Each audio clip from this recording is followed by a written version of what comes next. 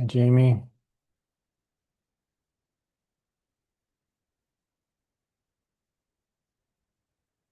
Thanks everyone for moving things around a little bit. Sorry, my schedule's been a little hectic lately, which is good, but also frustrating. So thanks for your flexibility. Anyone have anything to start off with, or questions or comments, or any interesting, fun things happening?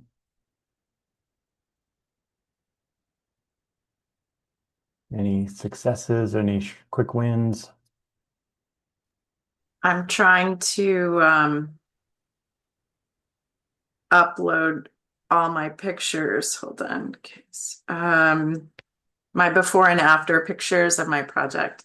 Okay, nice. And I have a lot of like trying to put this together. Um, but the one thing I did calculate already, if you remember, I was doing my tools. I have a lot of tools. I love to hoard them. Yep. I keep everything. I assemble everything and keep all the parts. Um, so my project was to organize and reduce my tools, and it looks like I went from a total of 35.8 pounds of tools and items, and I've reduced it by 37%. So I'm down to 13.4 pounds. So that was a win. I'd say you reduced it 60 some percent. Wait, did I do the math wrong? Hold on. You reduced it down to only 30% Oh, now. Yeah, yeah. yes. Hold on. Yeah, I have to Opposite of do that. it. I was doing it right before here. Okay, yeah, let me, yeah, no, hold on. You reduced it down Sorry. 13 Oh, no, pounds, no, or no. it's left to 13? I got it down to 22.4 pounds. Okay, The got it. reduction was 13.4 pounds. It Got is it. 7%. Yeah. Okay, great. Yeah, I want to show some pictures later. That'd be great. Can't wait. Yeah, I gotta get. Anyone else have any updates? Could be related to your project or not. Could just be general stuff. Um, I finally was able to go through and do an inventory of the tech closet, and then I did timing like how long before I tore it all apart, how long it was to find things. And I had three people from different teams, and they all gave up trying to find things. Like I timed each item. I made them look for them in different orders separately. But there was three items that they all were like, I can't find it. Like Oh, I don't know wow. where it is. So I did an inventory. We had over 500 items in there, and I've gotten it down Wow. to 216. And then I reached out to our IT team because there was things that I didn't know what they were. So I literally was like holding them up on a camera, like, what is this? And they would tell me. And then for the efforts, they have agreed to charge their department, like the organizational um, bins that I want. They were like, we'll pay for it and we'll put it on IT's budget. So that was a huge win. Now I just am making labels with photos of what things are. And then we built the additional shelf already and it's in there. So it's just printing out the labels, laminating them, and then making it make sense in there. So that's where I'm at with Wow, cool. my five S's. Yep. Yeah, that does happen where they give up. Because at some point it's like, I don't think it's either here or I can't find it. And so yeah, can't just let it go forever. So yeah, at some point it's kind of like a failure of not even finding it. Hard to quantify that other than I can find it now. So that's obviously an improvement, but it's hard to say like how long did it take before? It's infinite. It's infinite. I put in the amount of I was timing them, so I put in the amount of time that it took them before they give up. So yeah, I think I'm gonna have to have like two separate measures. One that's for like couldn't find to your point, because I mean Yeah. theoretically they could have gone forever. A lot of them are like, it's not in here. I was like, no, it's in here. I literally held it in my hand and put it back where it was before I asked you to find this. Like it is in here, I promise. Yeah. That's funny. Great. That's great to hear. Anyone else? It's not lean project related, but I have like the actual project that I want to present here. I just have been using like the 5S system to just reorganize my entire life in house. So I've been slowly going through that and redid our kitchen and my craft area, which has been taking the most time. And one of the scenes I always think about is Wally when he has a spork and he's looking at like the forks and the spoons and he can't choose between the two, so he just sets it in the middle. I feel like I have a lot of things that do that. Like I just don't know how to label them or where to put them. So they just go into a bin that I'll figure out at the end. And it is something to where once I start organizing and labeling things and putting them in the appropriate spots, then I go back to that bin and I'm like, oh, okay, this goes here now. And then Yeah. at the end, I'm really trying not to have a miscellaneous bin, but there's just so much random things that it's a very tiny bin right now. So I'm slowly trying to find spots for stuff, but trying to remember what I decided to organize it is that extra difficulty too. To be like, I thought it was office at the time, but actually it's this, and that it should go over here instead. So I've also been trying to implement that, like if it's in the wrong spot, then it needs to be moved. Like it's not where it needs to live, it needs to go somewhere else. No, that's great. To get rid of the miscellaneous, that might be hard, but it's a good goal to shoot for. But there may just be a catch-all type of thing too. I think it's hard to really classify everything down, but I don't know if it's completely achievable to get it to every simple category, but that's okay, I think. It's definitely a small box. It's a lot smaller than the rest. Like everything was a miscellaneous box, and now it's just one. So that's good. And then Yeah, I think I it's did not a find, major, that's a large right, item. Yeah, large amount. That's good. it's not 87 boxes of just random craft stuff, but I did find like a first generation iPhone where the battery had exploded and it didn't like catch fire, but it puffed. And I was like, whoop, Oh, that's got to go somewhere. So I took it to a recycling center, but and then I sent a text to everybody to be like, hey, check your boxes. Like, if you have a lithium battery stored somewhere, you're gonna want to check it out because I've been seeing those warnings everywhere, but didn't think much about it. And I found that deep in a craft box way in the back. I was like, if this caused a fire, it would be a nightmare. oh, wow. Yeah. I know how do you even quantify that, the risk reduction that created by spotting that at this point and not Yeah, having really. something terrible happen. Yeah, those are hard to quantify, but huge. Very cool. Anyone else?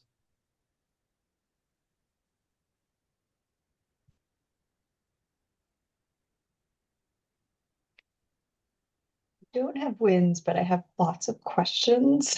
Okay. Do you want to Um, start? Yeah, go ahead and yeah, I'll start kick with it off. one. And so I, on top of the project that I'm working on for the class, I sort of took a very deep dive into our Miami clinic that needs some help.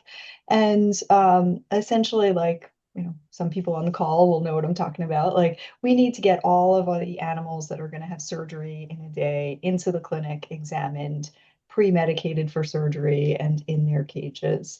And all of that needs to happen within 90 minutes. And the team right now is at about 2 hours.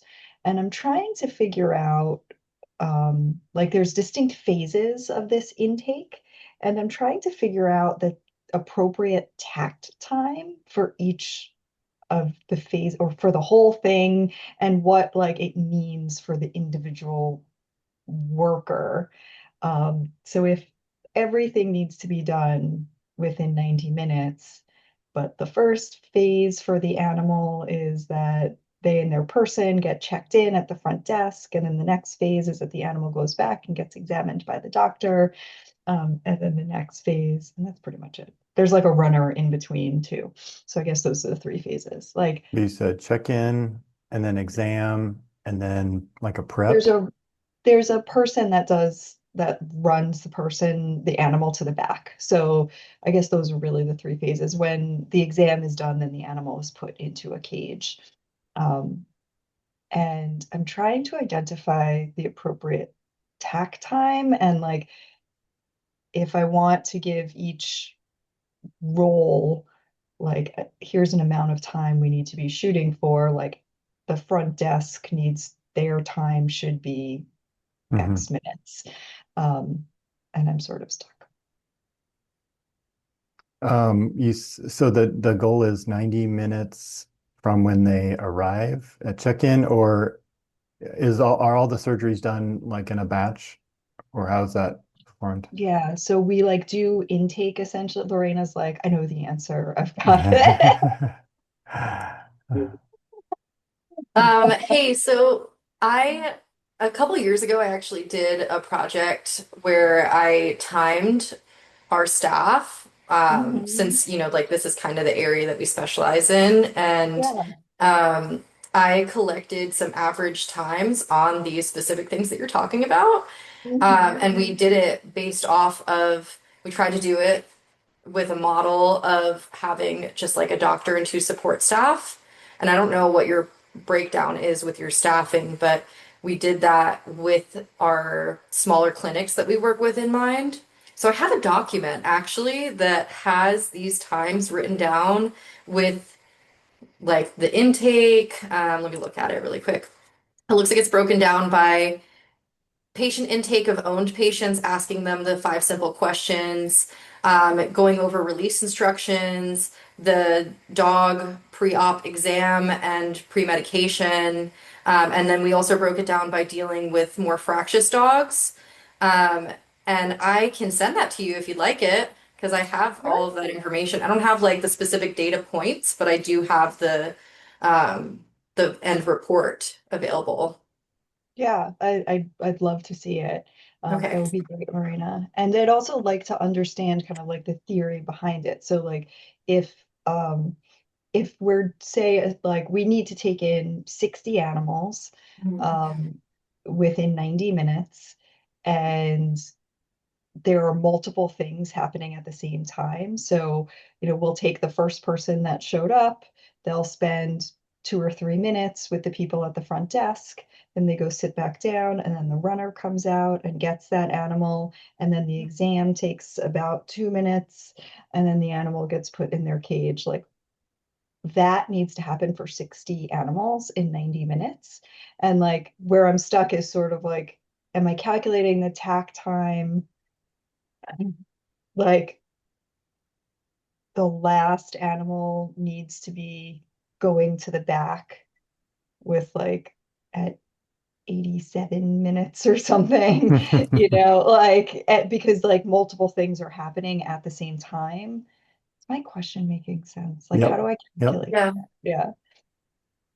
Yeah, so the way that I measured it for like the exams and pre-med times was from the time that somebody left our lobby to go collect the dog from the car to the time that we shut the kennel door. So I just like followed that for every single time. And that gave me the average time. And I think for that it was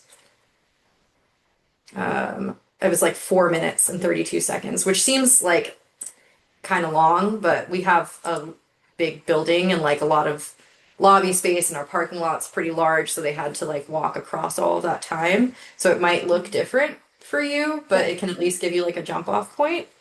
Mhm. So I'll send that to you in email if it'll be helpful at all. But I found it was helpful just to like identify a really easy to measure start point, and I you'll have some variability because people walk certain speeds, and Mhm. generally our staff is pretty quick about getting animals out and that sort of thing. But yeah, there are some factors. I think it also might be beneficial to like actually look at like a spaghetti diagram and see how many times people are crossing back and forth and see if there's any reduction that can happen there. But Yeah, I'll send you what totally. I have. Yeah, yeah, absolutely. So So, the tack time, so you got 90 minutes available. So that's the top number, the time. mhm, mhm, And then the bottom is the demand. So you have 60. So the number is 1.5 minutes, right? Is that right? 1.5. That yeah. means the goal for the tack time is every minute and a half, an animal is leaving the facility through that So, process. but if Does that window so 90 minutes start on just the doctor surgeon's time, or is it including the arrival of the animals to there? Yeah, it includes the arrival of the animal.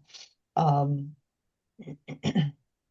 any waiting time that the person and the animal have, because it's like when the person brings their pet in for surgery, and then the front desk checks them in, asks them like basic questions, and there's 4 people at the front desk doing that. And then the person has to go sit back down with their pet, and they wait for a runner to come. And the runner comes and gets their pet and asks them another couple medical questions. And then they go into the back and they get an exam from a doctor. So like if I'm like I got the 1.5 minutes, then I was like, okay, but then there's 4 people at the front desk, but then the front desk is still working at the same time that the doctor is doing exams, you know what I mean? So it's like, Mhm. how much time does each phase have? So you Um, can break up, you can have as many process steps as you need if they're moving quick at that pace. So, mhm, like let's say someone's got a 4.5 minute process. It could be broken into 3 people doing that every minute and a half to get the flow going so that there's a handoff and movement towards the end result. Now, there may be 25 steps of a minute and a half, but then you can at least see flow moving from one step to another. So the breakdown of the activities can be, like tack time doesn't count for resources, and mhm, it mhm. doesn't really care about the cycle times. It's just saying, Yeah. here's the pace and flow that you need to meet if you want to keep up with this demand that you have in that window of time. And if you can't expand the window of time or reduce the demand, then that pace still has to be met. Now, you may meet that with 30 people in that process right now, and maybe that's too many, and we want to get it to 10 people or something like that. But Mhm. it's it's independent of cycle time and it's independent of number of resources. Got it. All it Okay. All right. is I think I was the trying to pace match it has up to, with yeah. Now that's yeah. factored in, and that's part of Mhm. the opportunity is how do we not make it so it requires this many people and um, the times don't match very well because there's waste and inefficiencies there. Mhm. But it's just kind Yeah. of giving you an idea of what you might strive for ultimately, but where you're at right now may not meet that. Do you have an idea of what they're achieving now? You said it's taking 2 hours. So does that mean it's going roughly at a pace of 2 minutes per animal? Yeah. I think so. So it's not that far off from that. Um, then it's just, I think, looking at the cycle times of those processes and who's doing Mhm. what. And if Yeah. there's ways to remove the flow barriers like the handoffs, the delays. Mhm. Yeah. So how is the surgeon, how fast are they working on the actual procedure? The actual surgery happens after that. So like that's a whole other process that we're looking at that needs to happen within, I think we're A shooting different for, time.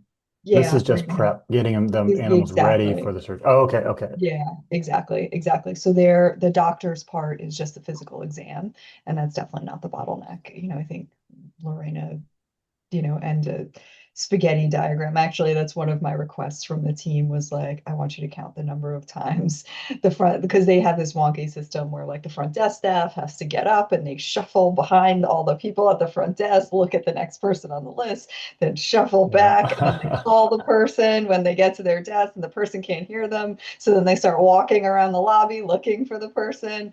And honestly, I think if they fixed just that, we might get to where we need to be.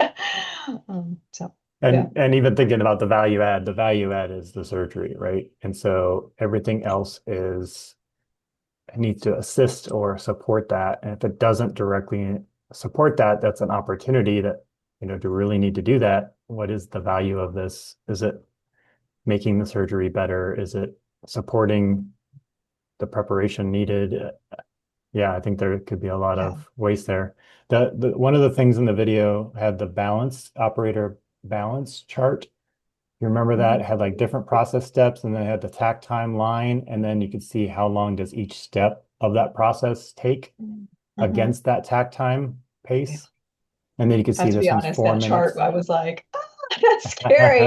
And now Okay. I'm going to go ahead and try to dive into it and see what happens. That's exactly what these calls are hopefully for, Yeah. is to refresh. Like there's a lot of content I gave you. So what Mhm. actually would be helpful?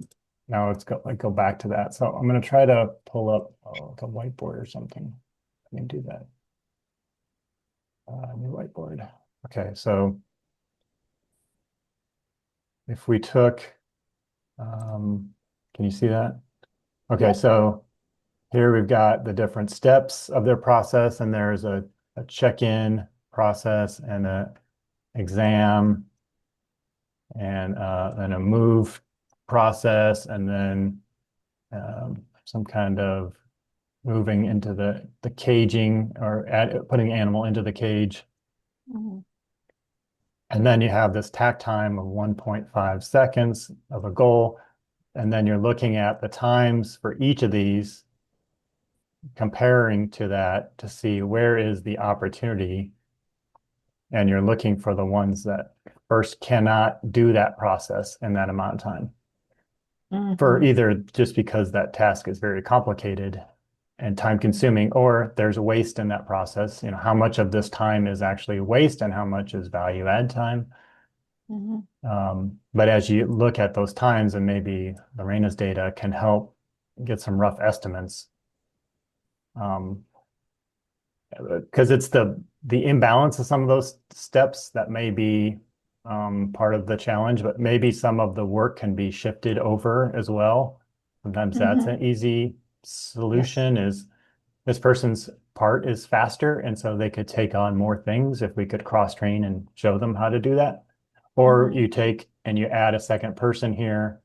So we cut this one in half Mhm. by adding two people, and so there's another handoff, but it's still flowing. It just Mhm. means that the more handoffs, the more animals are in process at any given time. But it is keeping the flow going and keeping everyone under the takt time, so that you can kind of um, achieve that, get closer to the 1.5 seconds. Cool. All So right. it could be the time studies and data on, a couple observations of how long does this actually take. And there may be 5 measurements you take, right? And they have a variety of, you have variation in those results depending on who does it, but Mhm. kind of take an average somewhere in here, and that's where your bar goes. And then Mhm. here we've got average times. You got, maybe you have a lot more variation here, but somewhere is the average of that. But we can look at why this one is so much longer and why this person's so much shorter. Are they even doing it correctly in the Yeah. same way? Mhm. Some of them will be very consistent times, so feel pretty good about those because the average is close to the extremes of those. So the Yeah. data that you might collect from those process steps might be what fills in these charts, how high the bar is relative Mhm. to this 1.5 seconds. And remember, that was the 90 divided by 60. Yep. Okay. Does that help, or? That definitely helps. And you answered one of my questions right up. Is it okay if I screenshot this? Of course, Because I yeah. couldn't take notes fast enough. It'll be in the video too. Oh, true. Okay. But yeah, go ahead and screenshot. Well, thank you. Um, yeah, the cutting in half was the part that I was like, but what happens? Because it's not one person for each thing. And there's multiple Or you have people. two people doing the same job. So that's another way, is maybe it takes 3 minutes to do that task. Yeah. Instead of splitting it and handing it off, that's one way you Mhm. could do it. The other one is you have two people doing that job because you need to get two done every 3 minutes instead of one every 1.5 minutes. That's Mhm. another way you could do it. Creates a little bit of a batch, but that might be a simpler way. So then it's Yeah. just Yeah. you're adding resources where you can't meet that time yet. Okay. But I also think when you look through those activities and kind of observe some of those. So let's take one of these later steps just as an example. Let's say this one is also really tall, one of these later steps. Mhm. Um, so of that time, if we find out that this much is the value added time, and this is the non-value added time, then we could look to reduce this down. Maybe we can't get rid of all the waste, but we could bring it down and get rid of this part. Mm-hmm. And then maybe this other process, even though let's say this one is low, there's could be half of that could be waste. This could be value add and non-value added. Mm-hmm. Some of this waste could go away. And then you now have maybe this can get assigned to this person, and this resource can go over here and be that second person. Like, Mm-hmm. so it's sometimes shifting around the work a little because some people are too fast and they're idle. And so we give them a little bit more work so that we free up, or we combine that with someone else's role that has a little bit of extra time. They're going too fast. They're always waiting for the next process. So we give them a little bit of work, and then that extra person frees up, and we can add them where we need them. Yeah, cool. That totally makes sense. Trying to see. Yeah, we're focused on the non-value add stuff right now. I'm trying to let go. I think kind of like Jamie's tools, it's hard. Yeah, it's yeah, and I mean, everyone, it feels kind of like it feels like an attack sometimes to people, like my job isn't value added, or I'm not doing something important, or Yeah. it's not meant to be that. It's just this isn't necessary to the end goal of the surgery. Yeah. And it may have just grown over time, and I think there's some preventative things you check and make sure, Mhm. but the movement and yeah, you've already mentioned some examples of I can't tell who's next on the list very easily. I have to Mhm. go over Yeah. and interrupt somebody and squeeze behind someone. That's not a good process. Yeah, yeah. And then there's like duplicative communication points that I'm struggling with how to help people see that maybe we could combine these so there's only one, or and some of those have defects that I'm trying to quantify and understand a little bit more. So yeah, working on it. Thank you. This was Yeah. very helpful. Okay, great. Any I was any gonna other share questions some. about that? Okay. Well, I was going to share some pictures just as Okay, go for of it. my sweep and tidy that I did, just because that is visually really satisfying to me. Yeah, So let's just see going to it. show some of the differences. I have like how it looks now and then before for our instrument organization in our PAX room. Um, and I've been doing color banding system to try to reduce the amount of time for sorting the instruments. But just the how the bins were looking before, they were like Tupperware containers that were all torn and tattered and just like have probably been there for 8+ years and really weren't looking very good. So I think there was a lack of pride in the area just because we were using really old disposable materials. Um, and then we switched to more solid, um, like there's still kind of a Tupperware because they need to have some sort of a lid to seal the instruments at night. But we switched to a sturdier material and then labeled things more clearly and labeled for which instruments go into the specific packs and made it really like visual for people. So there's pictures of the instruments now instead of just like little ripped up post-it notes Okay. and shreds of paper with Scotch tape. So everything is just a lot more visual and color coded.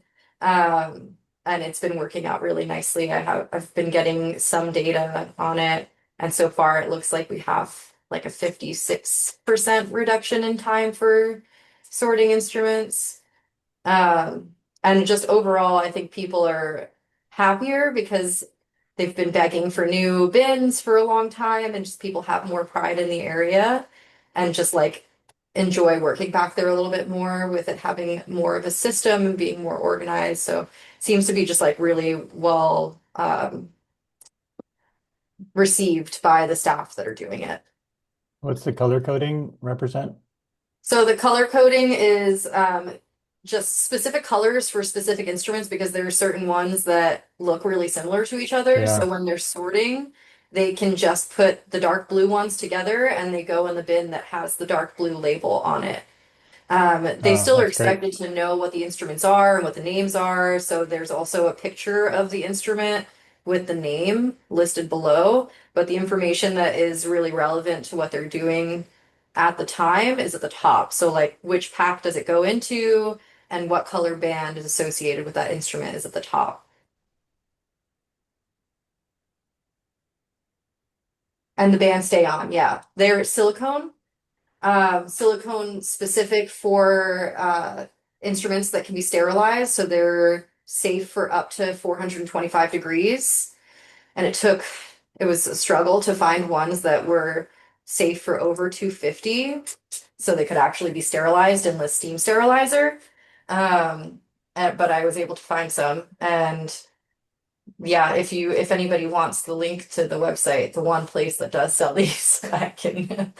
The labels I made based off of, we already had professional photographs that somebody on our team had created of all of our instruments. So I just took those images from our PAX binder that has all of the images of the instruments and then created it on Canva. So I went on Canva and made little labels for all of them, and then any of the instruments that don't get commonly confused, so like our spay hooks, instruments that already have like yellow handles to them, like the needle holders, I didn't label those ones. So that saved us a little bit of money on the front end of not having to band those.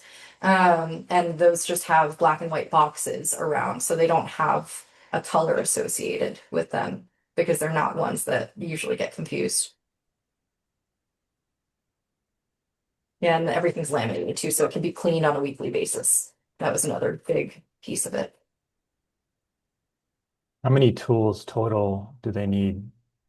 I mean, how many days worth of Yeah, so instruments? we do a lot of surgery here. Today we have 167 surgeries booked. So we process all of our instruments daily and remake the packs like same day for sometimes we'll still be making packs for surgeries that are happening that day in the morning. So that's like 1 day's worth of maybe less than a full day's worth of instruments that are happening right there. So we keep someone stationed in that position all day because they have to go through the surgical suites, collect the instruments, process them, clean them, put them back into packs and sterilize them same day.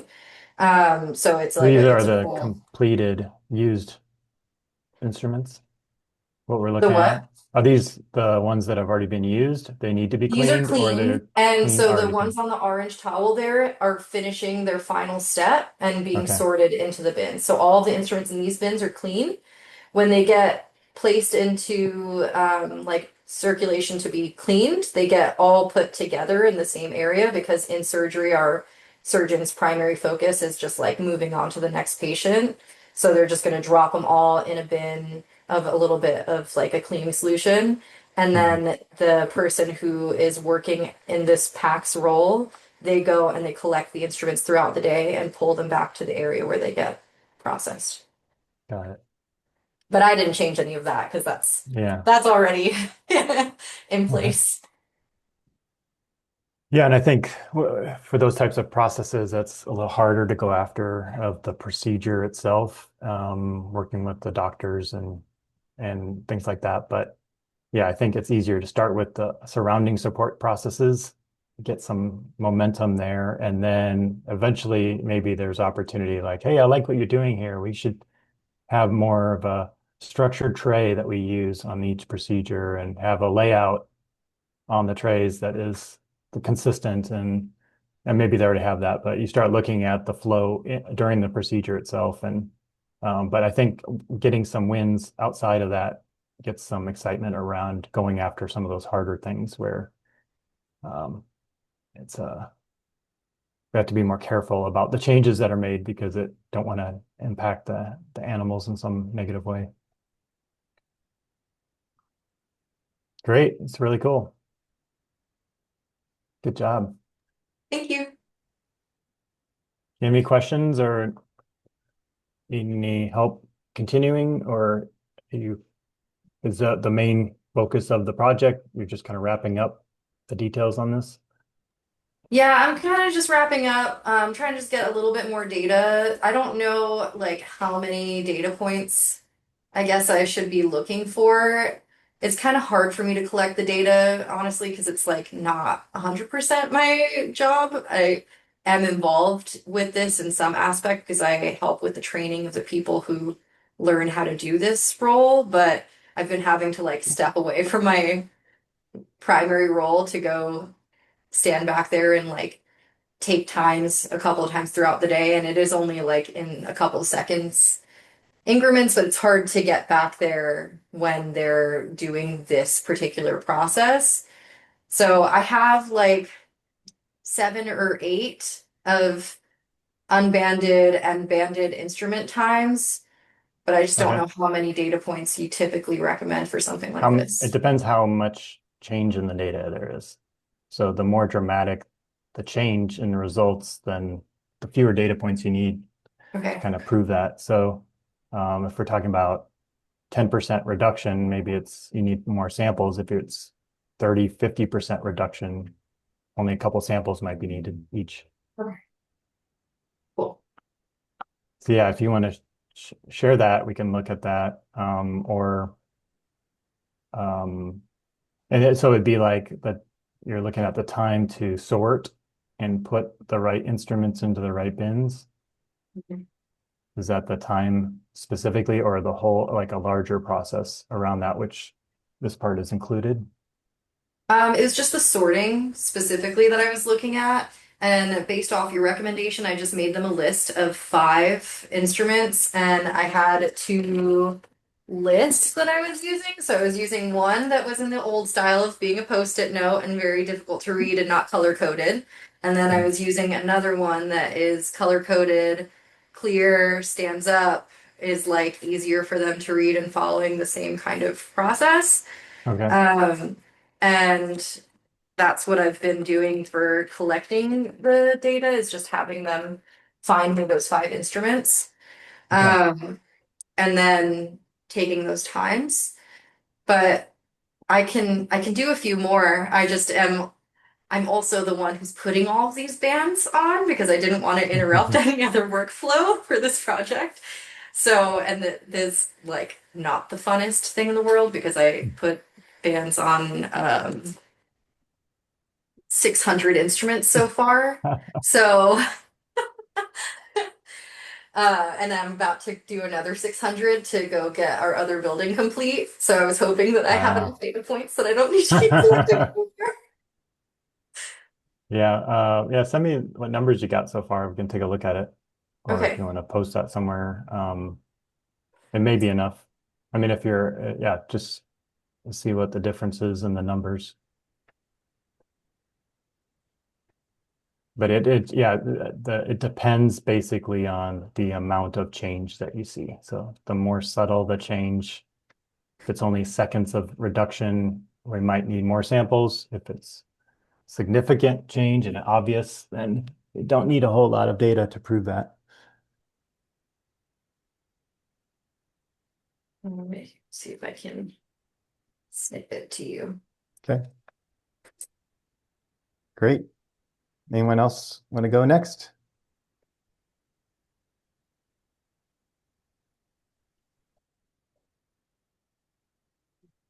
Brian, just a question. Why, in terms of the data and the proving of it, what's the purpose behind that, I guess, more than just, if we're working on something and we know that we've improved the process and it's visible, in her case, it's for a whole team of people working with it. Yep. Why does it matter, I guess, beyond just the collecting of data?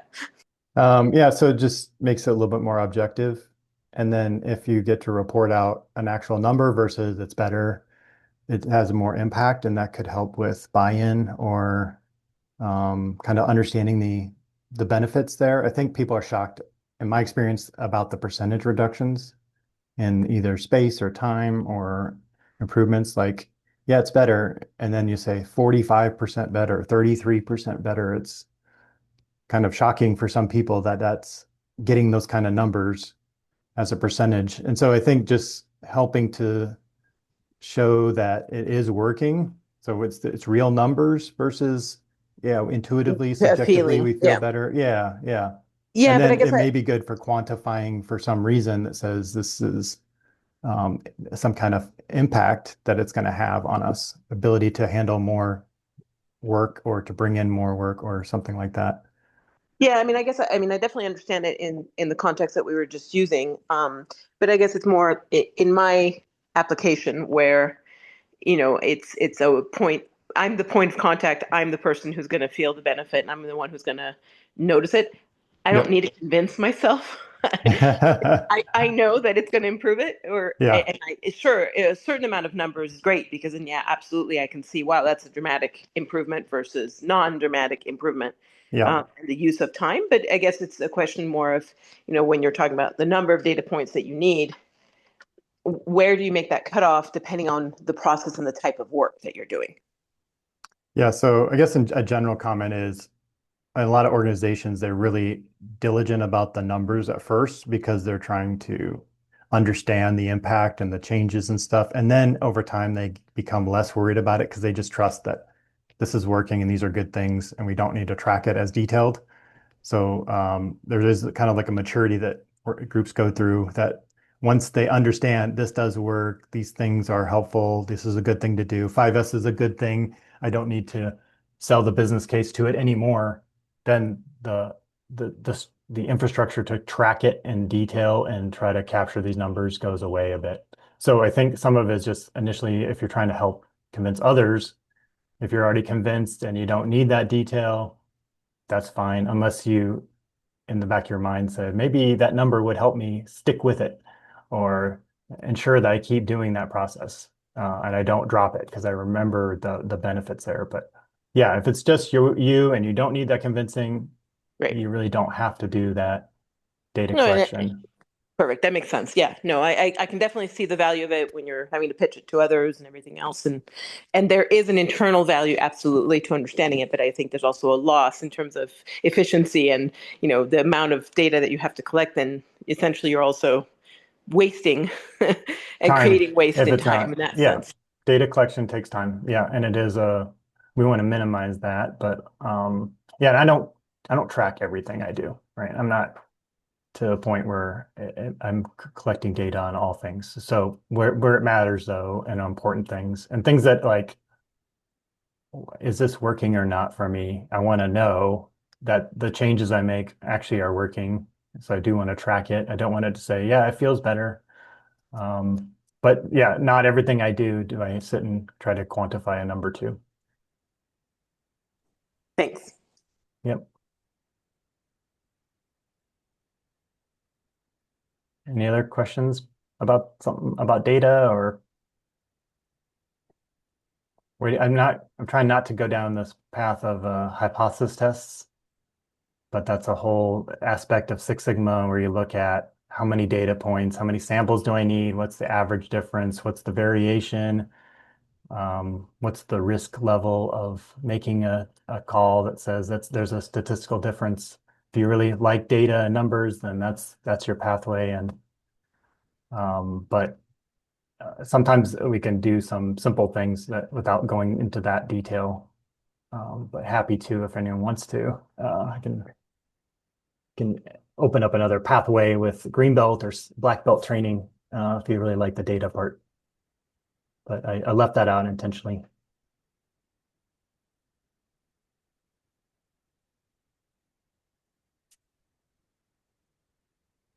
Anyone else who else has questions or have an update on their project?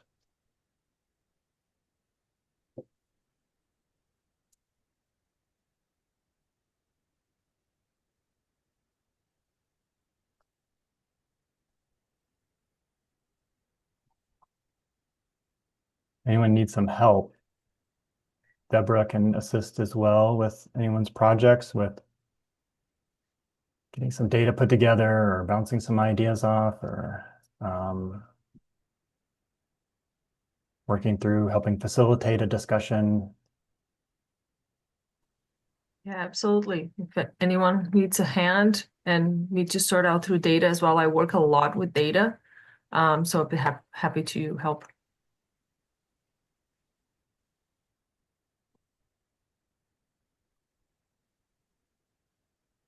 Ludmila, did you have any things you've been able to work on or? We have been in discussion with Miriam and decided on what exactly we'll be working on. But yes, as she was saying, since the team is very small, it's for like we know why it will be faster. Like for example, in my case, having all the projects informations in order in our big online platform. We might be able to track like how long does it take right now to find that info anywhere where we have it and how it will be afterwards. There's other metrics around the number of files, the number of how much storage space, things like that, number of versions of different files, and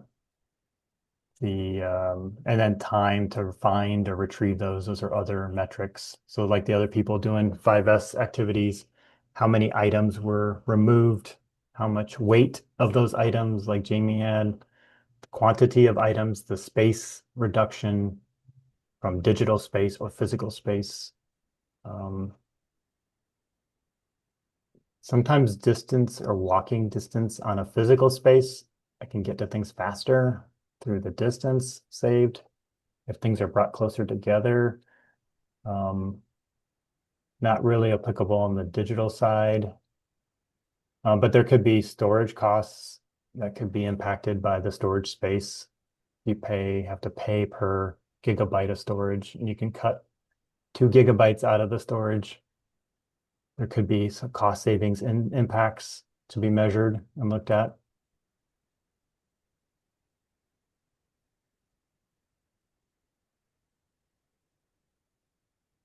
I think some of the examples I even showed, I increased the number of folders to help with finding things, where it's too vague and so too many files were kind of had to scroll through. Even just saying we went through and we reformatted the file names on 175 files, right? Or even tracking on Lorena's project, how many 600 and some little labels on the different instruments. It's a type of metric around the implementation, but still interesting data to report and share. It helps give people an idea of the size and magnitude. Was there any, Lorena, on yours, is there any discussions around the standardization of the tools? Like, do you need all those different types of tools? Can some tools do 2 or 3 jobs? Is that any of that discussion come up? Like, why do we have That might be a 17 little bit types above my versus 12? it might be a little bit above my pay grade. Okay. The doctors, in some clinics, you usually can get away with fewer surgical instruments in a pack and kind of using them for multiple purposes. For us, since we're a training facility, we work with 4th-year veterinary externs. They often need a few more surgical instruments than the typical. So that's why we have so many in there. Our staff doctors, when they operate and they're not training anyone, we have like 1 to 2 teams of those on campus at a time. They'll take any instruments that they're not actively using and sterilely drop them onto a clean surface. So they will leave those clean and they don't need to be processed through all of the cleaning processes. They can just go get re-sterilized and put into packs. Wondering about that. Okay. So you don't overprocess the yeah, we can't sending. reduce the amount in the packs because we've got baby vets in there and they need all the tools.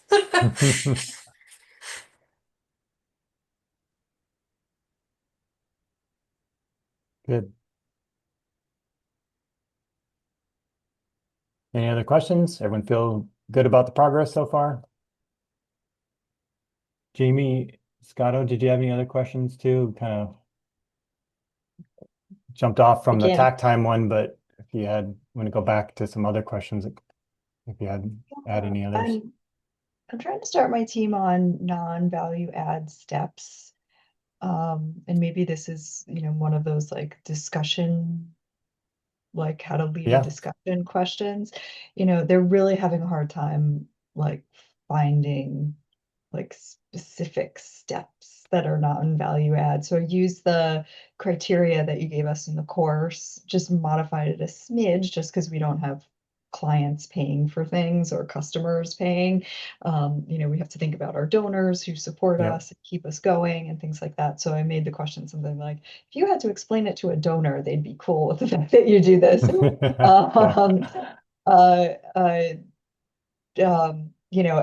I kind of asked some of the managers at the location who are there every day, because I'm not at the clinics in Miami, I'm in Boston. And I asked them to take a look at their work and, identify something that's non-value add. And, they're sort of circling around. Some of them are circling around it. Some of them are just like, this process is bad. It needs to be fixed. And I'm trying to like, without, having them do this course, help them generalize and going forward to be able to say like, do we really need to do that? Like, do we need to write it on the card, put it in the work chat, and put it in the database so that we've communicated the same thing 3 different ways? Can we get it down to one of those ways? And I'm just struggling with getting them to like see some of this. So I don't know if you have any experience like with teams that are like, our process needs improvement, but I have nowhere idea where to begin, and trying to not tell them the answer, but help them find it on their own. Well, it makes me think about the kind of the idea around what if I had one animal come in and I had to do something quick? What would that process look like? If it's call it an expedited process, but it's our emergency situation, right? What would the steps be if I had to do it in an emergency? Would I put it on a card and type it into the thing and then take them back to the cage and then take them back out of the cage? No, absolutely not. I would put them through the most essential. And sometimes those expedited processes are the value added steps because people are intuitively saying, I don't need to do that right now. I can do that later. That's not essential. So that can help people think about it. Like, let's imagine an emergency situation. What would we absolutely have to do to get the animal taken care of? And then everything else should be challenged to say, if we didn't have to do it that time, why do we have to do it this time? And maybe there's reasons you can justify it, but almost starting with what would be the simplest way to do this process, and then compare it to what we're doing and see that there's a big gap there, but almost like they can see the vision of how it could be or what it probably should look like in the future. Maybe that will help them see the gap in what they're doing now is probably a lot of that is the waste. Now it's just one animal, that's a different situation. But if you said we have 5 of them coming in at the same time, how would we run that? Maybe there's a few extra steps you add in, but it might look very similar to the one. So something like that could help get them out of the current situation with, we have these systems and we have this flow and we have these handoffs and these roles, and this is our building and how our building's set up and structured and where the cages are located. All that stuff is very limiting and restrictive to their thought process, because it's like, it's hard to break out of that when they know this is reality of where we're at. But if you said we're going to set up a new facility and we only have a garage space, how would we set it up? And it wouldn't be probably the way this clinic set up, but we could set up multiple flows and different little cells, work cells, you call them, to do different procedures, perhaps. And here's the main flow for the standard situations, and then we have another work cell for the unusual situations or more complicated cases. And these types of procedures go together very neatly. They have the same process, and then these are different, so they need a different cell and a different flow. The other thing is, I'm sorry if I'm forgetting some of the videos I put in there, but there was one about the 3 C's for what a value added step is. I think it was in there. So it said that you're, paying for it, customers paying for it, or donor or an insurance provider is paying for that service. If they watched it, they would pay it. That there's a transformation happening for the animal. The animal is the value add through that process, right? They're the ones getting treated and cared for.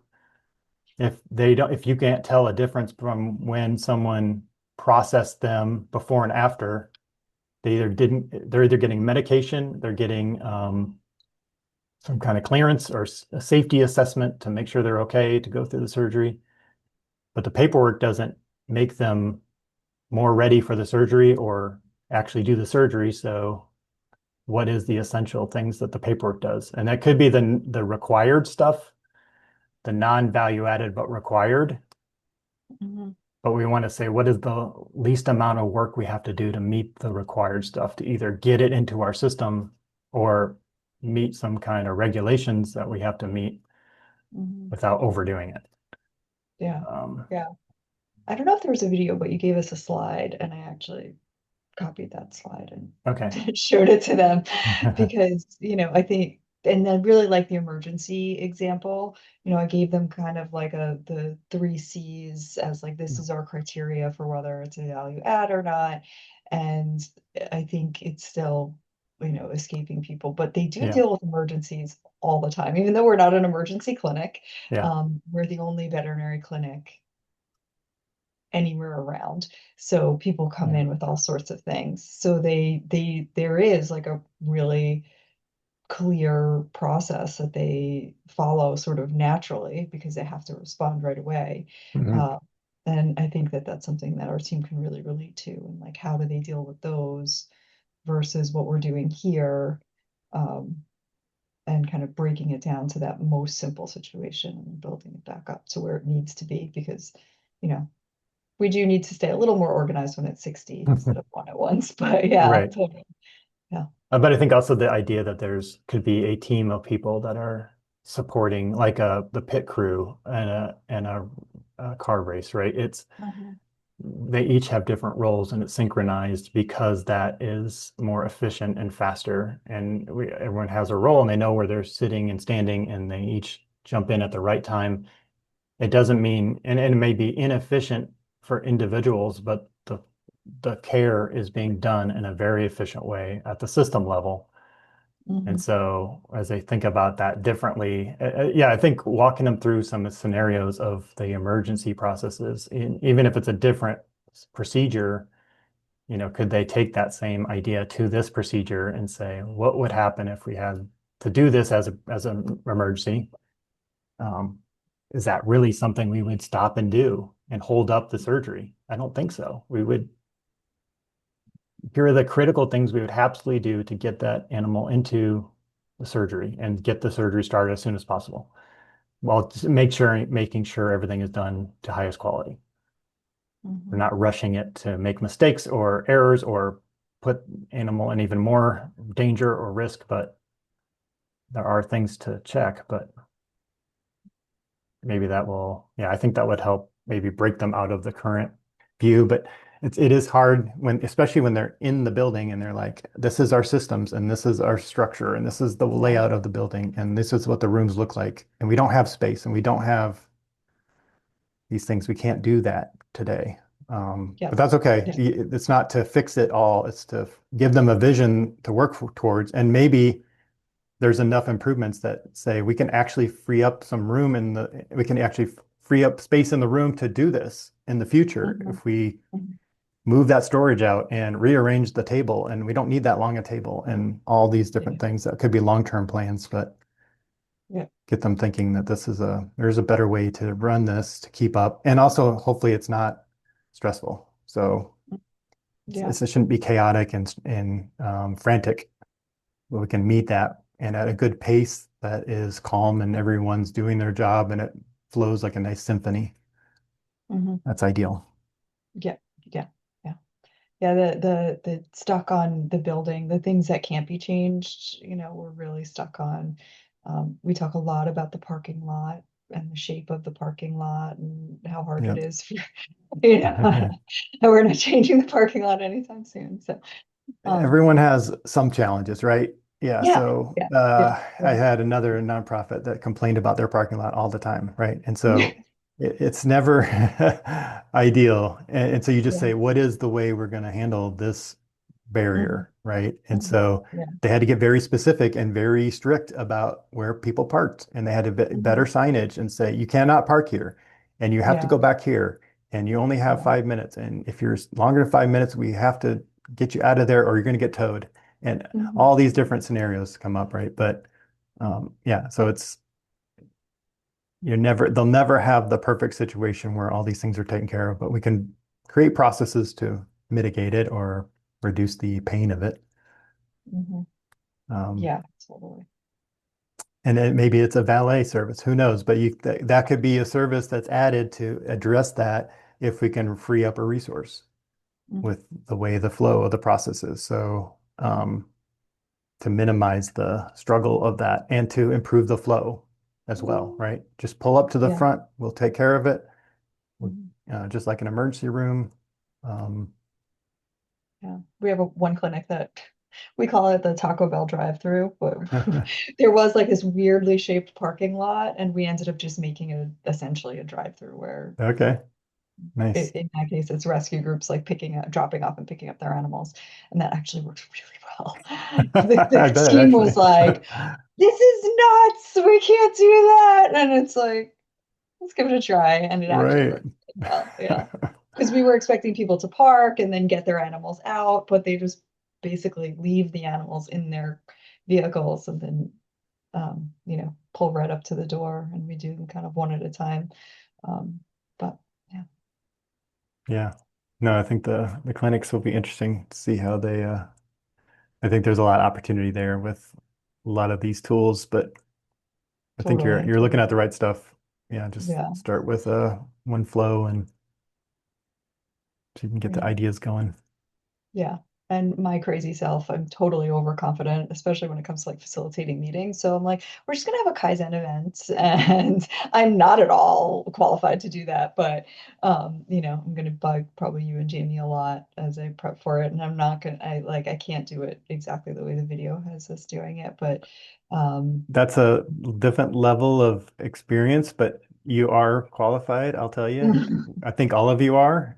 You can run a meeting, you can facilitate an event. You don't have to be an expert on all the tools. It's depends on the maturity of the team too. So if they're just starting off, then you're already 5 steps ahead of them on their knowledge. And so just sharing some of the things you're learning and guiding them through and I asking for their figured. input and you can do that, it'll be worthwhile. And then we'll come back and look at round two and say, all right, now Mhm. let's bring in some other tools or methods. But yeah, don't feel like you don't have the skills or ability to do that because I'm sure you all do, whether you realize it or not. Just if you're motivated to do it and you are good with teams and you're getting their input and buy-in and discussion and they're able to talk and speak up and say things and contribute, then you're doing the right things. Whether it ends up in a perfect answer or not, Yeah. it's moving in the right direction. Yeah, that's kind of what I figured. I was like, Yeah. and this team generally is hard to get buy-in from, so I really would like them to build the solutions and test them the next day in their day-to-day work and then write them down the next day and document them. And we're all going to Yeah. stick to it. The crucial influencer was really helpful. I shared that with most of my leadership team and got really good responses to that. And what I'm really relying on is like that teammate saying like, remember, we're doing it this way. Yeah. Hoping to get a lot of that because, we've tried a lot of different change methods with this group and, they're a little bit, they're, I say change resistant, but that's maybe not fair. They're a little bit more removed. It's the only clinic in Miami, and our leadership teams are spread out in, Northeast and California, closer to clinics than this one, so I think there's reasons for it. They don't know us as well as we know the other clinics and vice versa. And, they sort of grew up in their own processes and now they're struggling to see outside of them and looking in and getting rid of all of that clutter in the closet is what I keep calling it. Actually, Jamie might appreciate this. One of our leadership team members, Lori Beerbreyer, has agreed if we meet our goal of getting intake down to 90 minutes, she will throw out her college jeans that she hasn't worn in multiple decades.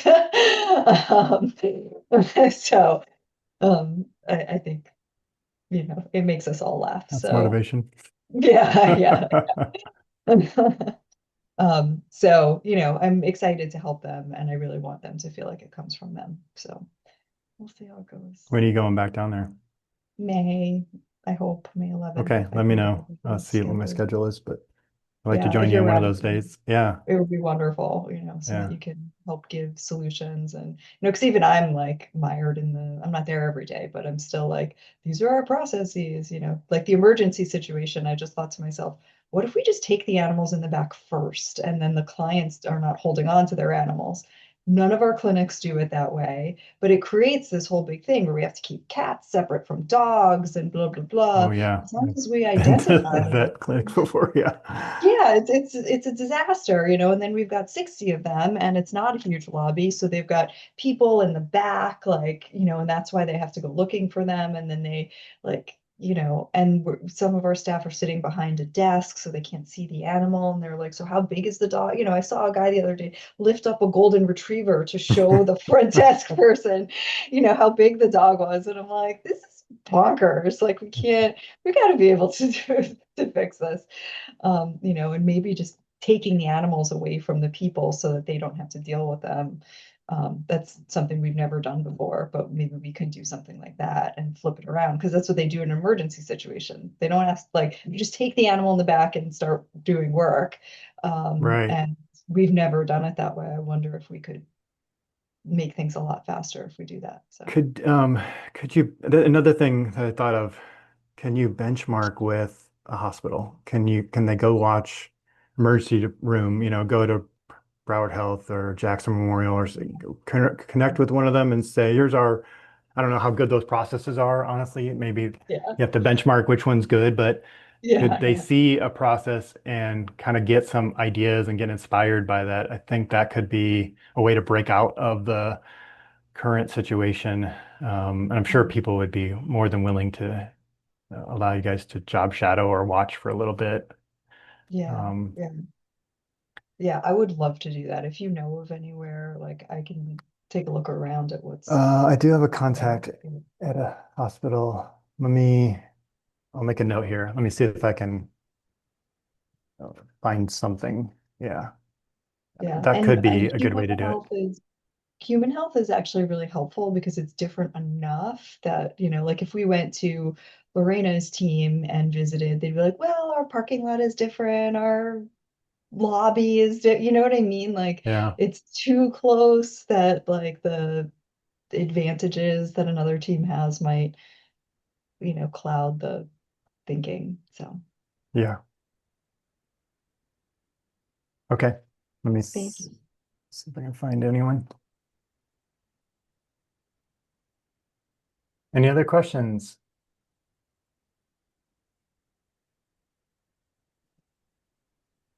Yeah, the third C was correct. So it's done right the first time. So if there are errors and mistakes, then I think having a process to capture those and see how frequent those are. But if that is a big challenge and it creates a lot of rework, that can be a big barrier to the flow, and that may or may not show up in the cycle times.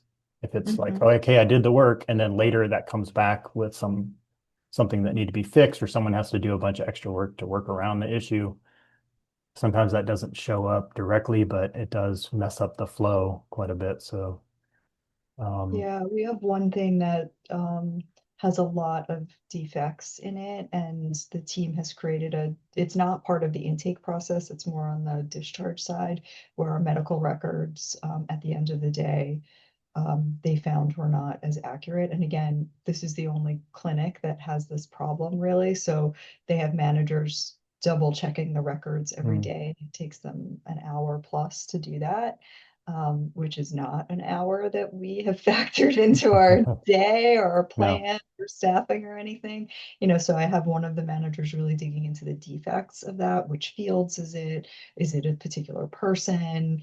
So she's started to gather information about making sure that each of the people that does that medical scribing work, that they add their names to the records, and is looking at kind of the verbiage, because this team likes to write full sentences on the medical record, which we found are not necessary. So trying to dig into that one a lot, because that in that process, again, like there's an extra process, rework or, double checking based Yeah. on just the amount of defects in a process. And that's been a bear for them. So, Yeah. And so that's, those rework steps are non-value added too. You get one Yeah. chance to do it right. Yep.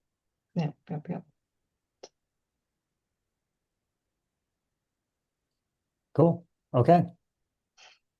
Sounds I good. feel So very deep our in next all of meeting, this. what was that? I feel very deep in all of this, like putting it all to use, Yeah, like that's as awesome. I'm watching the course. We have something scheduled for 22nd. So there's a possible scenario where I have to change that depending on my plans here. So we'll see how that goes. Could be later in the day too, the week after if we have to move it, but I'll let you know. I should know this week or early next week for sure. But in the meantime, if there's any questions, reach out. I can just happy to have conversations. If you're holding up, waiting on something, just book some time with me or text me. We can set up a quick call. That might work really well too. I don't want to hold you up because the dates may move around a little on these coaching calls, but so then I don't want to, if it ends up pushing out a week, I don't want to have to wait another week to get an answer on something. Okay. Good. All right. Thank you so Great. much. Yeah. Thanks everyone. Bye. Thank Talk you. to you soon. You. Bye. See you, everyone. Thanks. Bye.